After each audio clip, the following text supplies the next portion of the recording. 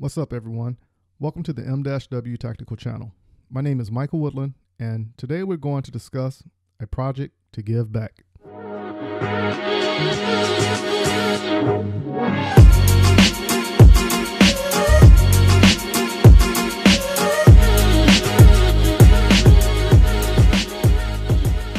Not too long ago, I came up with an idea to give back to the community with the assistance of anyone who is willing to contribute. The idea is an effort to cover a couple areas that I consider to be important to the 2A community, local community, and passing the knowledge and opportunity to the next generation. The thought of the project is how to give back to the community and be worthwhile. The following areas came into mind: training for law enforcement to give them a better advantage to perform their jobs, starting a summer youth camp for the children, and getting out and getting people in the community to understand how important it is to vote. We put the word out at the Deputy Sheriff's Office that we were looking to sponsor 3 deputy sheriffs to give them training at the Columbia Spartan Academy in Columbia, South Carolina, under the instruction of Professor 𝐤𝐸𝐵 at no charge to the Sheriff's Department. Here are the words from the deputy sheriffs about what they expect to achieve by being selected for this project. Hi, I'm Deputy Scott Soda, Washington County Sheriff's Department. I've been a deputy for just over 16 years and enjoyed every bit of it. Just started doing the Brazilian Jiu-Jitsu.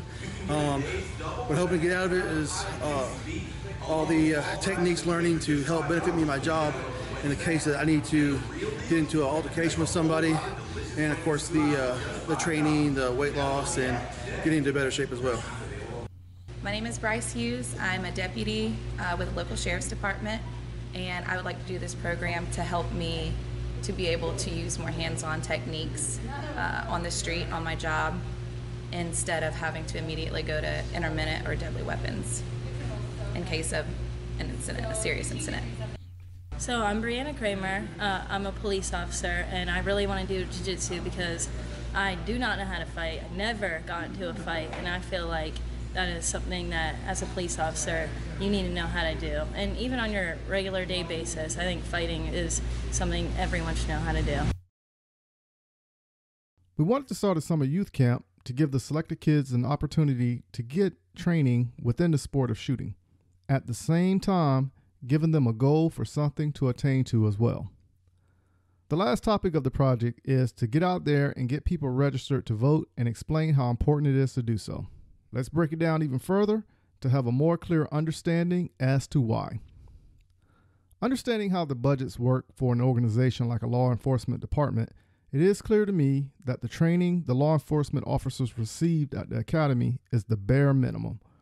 Whether you look at it from the standpoint of legality or survival, either way, the bare minimum is not acceptable. Since talking with so many parents and getting mixed reviews about the training for kids, one day I reached out to one of my past first sergeants and asked her if it would be okay for me to take her son, who was 14, to the range with me. She agreed, and after sending her video and photos of his performance on the range while getting instruction, she later showed me all the messages she received in text message and from Facebook from her friends and family about wanting their kids to learn how to shoot as well. So, had the idea, let's make it happen. Every chance I get, there's a conversation revolved around people voting. To tell you, I hear it all from, it doesn't matter what I do at the ballot, they will do whatever they want anyway, to, I don't have time to go vote. Even after a discussion, it is broken down to the moment of when they last voted. So many people only vote when it's time to select the people running for president.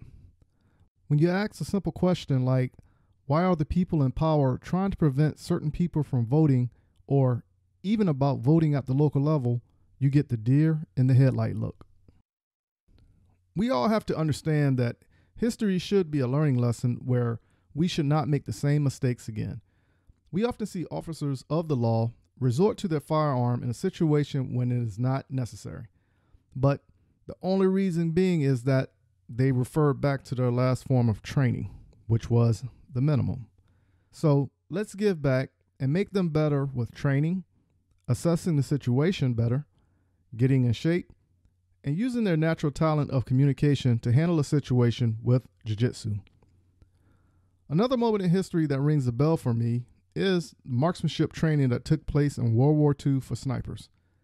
At the end of the war, there was no need to continue any necessary training for what was then considered long-distance shooting until the Vietnam War. The art was lost and the wheel had to be reinvented. Let's not repeat this moment, but let's get the next generation involved in the sport of shooting so the skill set can be passed down. In the end, a day at the range can be a moment where a bonding experience can take place among family members. The last topic of the campaign is getting people to vote. Everyone wants to complain about the laws that are in place and how unbalanced the judicial system is. Those who are making these claims do not even understand they have the power in their fingertips to make change for the betterment. Here is the answer. Go vote, but at your local level. Most are not even aware that you can vote for the local sheriff, district judge, city council, the mayor, even the coroner. Now, if people will go out and vote at the local level, like in 2008, you will see real change start taking place. And then you will see the true power of the people. Visit GoFundMe.com/M-W Tactical and help us reach the monetary goal to get all the before mentioned goals accomplished. It's not about recognition for us, but this will be marked as training given to the law enforcement officers, the kids, and getting the community involved by the people. Visit GoFundMe.com/M-W Tactical.